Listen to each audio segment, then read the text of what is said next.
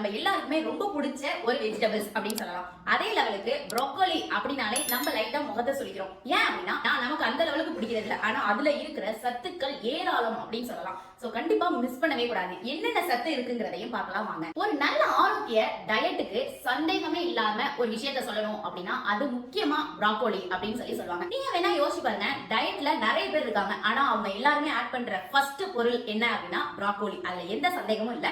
Weight loss பண்ணணும்னு நினைக்கிறீங்கன்னா கண்டிப்பா ப்ரோக்கோலியை எடுத்துக்கோங்க.